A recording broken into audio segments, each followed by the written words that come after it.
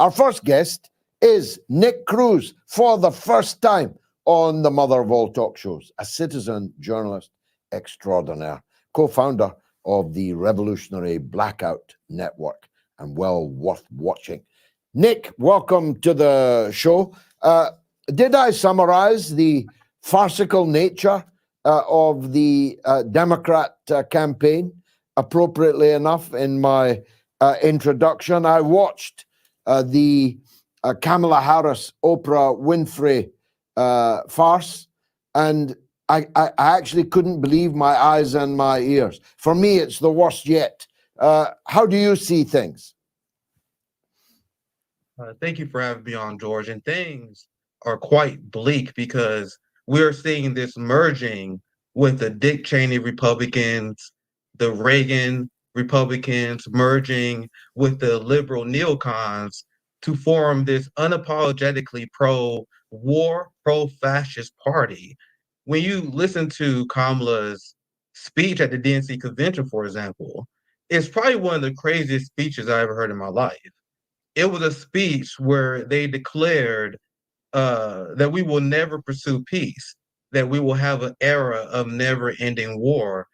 We had Kamala Harris that was criticizing Trump for being too weak on Iran, that was promising conflict with China, and they was fully supportive, and they continue to be supportive of the Israeli genocide in Gaza. Something else that Kamala Harris has done in her career was team up with far-right Republicans like Marco Rubio to condemn the UN resolution against Israeli terrorism in the West Bank.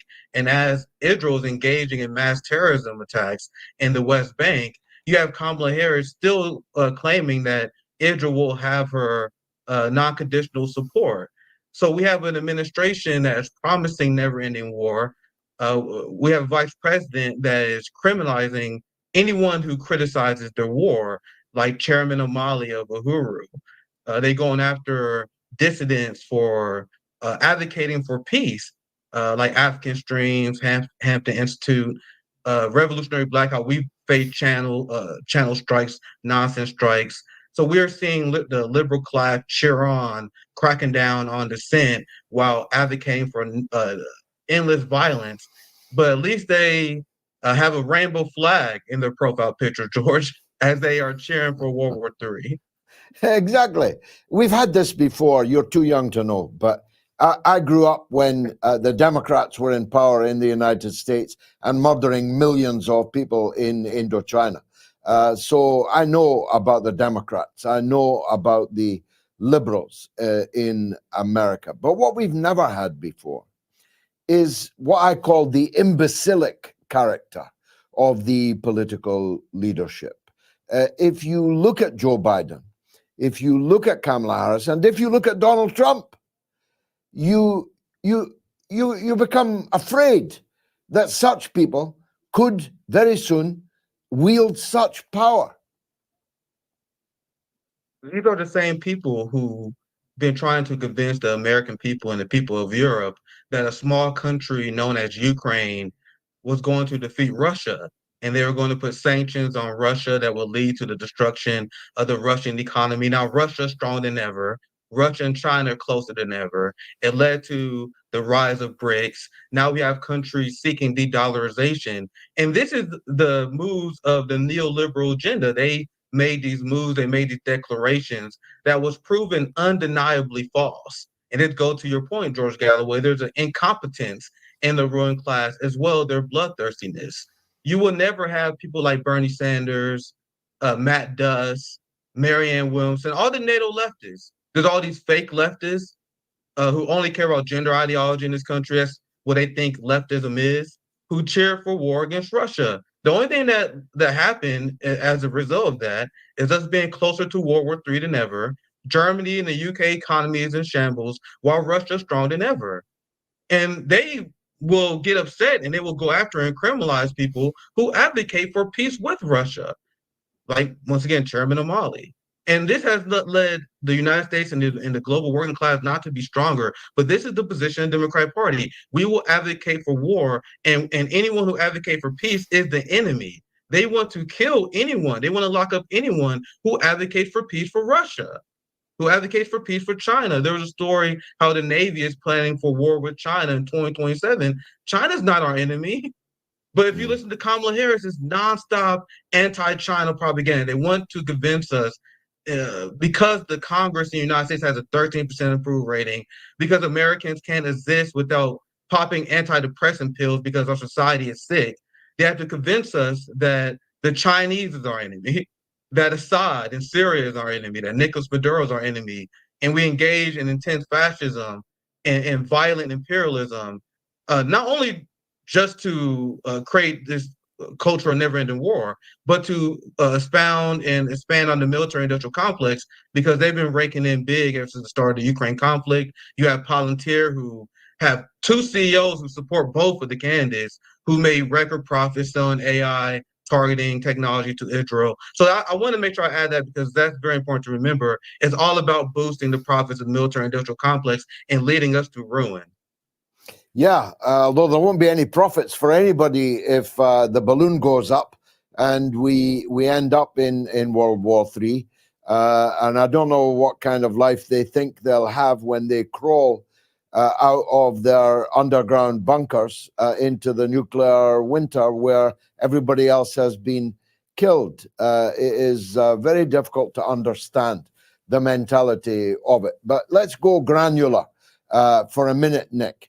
This disaster now overwhelming Lebanon is final. It's terminal for the Democrats in Michigan, for example, where a huge part of the Democrat vote bank are Arabs, many of them Lebanese. I always joke, I spoke twice in Michigan. It's the only place I knew ever where the cops were supporters of Hezbollah and Hassan Nasrallah, had pictures of them in their cop cars.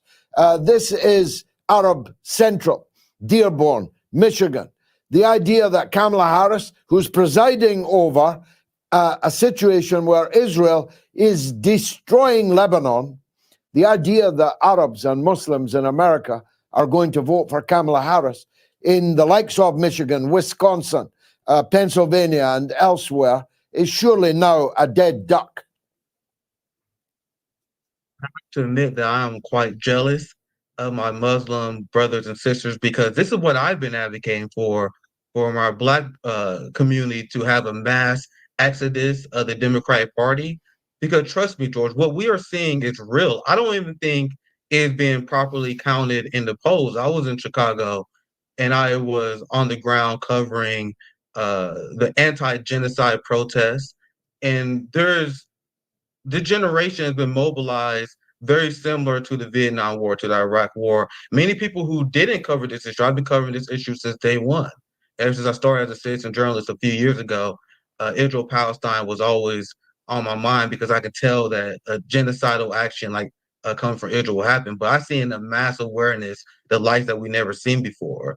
We had Biden appointees who resigned in mass. There was Lily Greenberg Hall, a Jewish appointee, who explained how the Biden administration has a culture of racism against the Palestinian people. There was another resignee that worked for USAID who made a report that detailed Israeli war crimes, and the Biden administration fired him. You had Aaron Bushnell, who self-immolated in an act of protest against the genocidal regime, because the Biden administration ordered the Air Force to help Israel with targeting, something that the media never talks about. So Aaron Bushnell's death is directly on the hands of the Biden administration. Do you guys think the Muslim American population don't know this? You guys think the peace-loving movement do not understand this? So there must be a reckoning. We cannot allow the establishment to devalue the lives of Palestinians by rewarding the Democratic Party with another administration. It's very important to keep the pendulum swinging and never allowing any wing of the establishment to gain too much momentum. We saw what happened when George Bush Jr. had 2 terms, had a lot of momentum. We saw what happened when Barack Obama had 2 terms, had a lot of momentum. Ronald Reagan, we need chaos, because the establishment, what they want one smooth administration with a ton of momentum. It would be catastrophic, George, if Kamala won. Like it would be because they would have the mandate to continue their genocidal actions. They will have a mandate to continue endless war with Russia. And don't get twisted. I have no illusions that Trump will be better. I think he will continue the wars as well. But we cannot ever allow the ruling class to have a mandate toward genocide. No, quite. I mean, if somebody's actually committing genocide, the idea that somebody else who might come in might is self-evidently the lesser of two evils, because you don't have to look in the crystal ball to see what Donald Trump will do. You can look at what's actually happening under the Biden-Harris. But here's a tricky one, Nick. Right at the moment when a perfect political storm was gathering for Dr. Jill Stein of the Green Party, when she was headed for an actual victory over the Democrats in at least one, but maybe 3 states amongst Arab and Muslim Americans. She was miles ahead in the polls. She chose that minute under the pressure of a bantamweight, a guy who couldn't get a gig in Britain, Mehdi Hassan. Nobody would cross the road to listen to him. She goes on his show and immediately capitulates to his framing of the Ukraine war. Yes, Putin is a war criminal. Of the regime change operation in Syria. Yes, Bashar al-Assad is a war criminal. Why did she do that? She did not need to do that. Why did she? Yeah, I really wish my sister Jill understood that the establishment will call her a Putin puppet, a Assad puppet, even if she repeats the lies said by the regime. The only tool that we have is truth, George, even if the truth is inconvenient to the ruling class. So we must tell the truth to the establishment unapologetically about Putin and Assad and how they are forming an axis of resistance against the criminal United States empire who funds terrorist cells that was going after Assad, for example.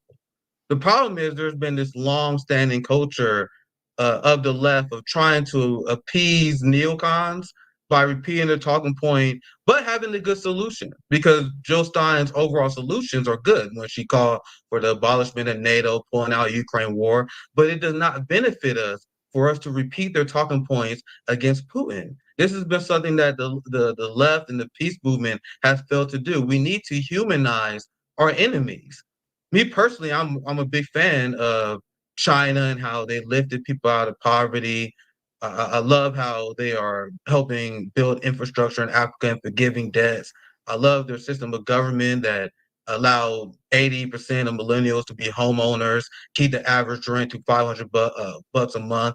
There's a lot of things to praise, but you don't have to be like me, George. But what you have to do is just advocate for peace, advocate for coexistence, and understand where the other side is coming from, which is what the establishment is terrified of, which is why they banned RT, which is why they are waging a war against journalists, because they don't want the average population to understand the truth. So that's why it's very important for Joe Stein to unapologetically tell the truth about the enemies of the empire, because we can't allow them to get away with the lie that meant to lead to more war.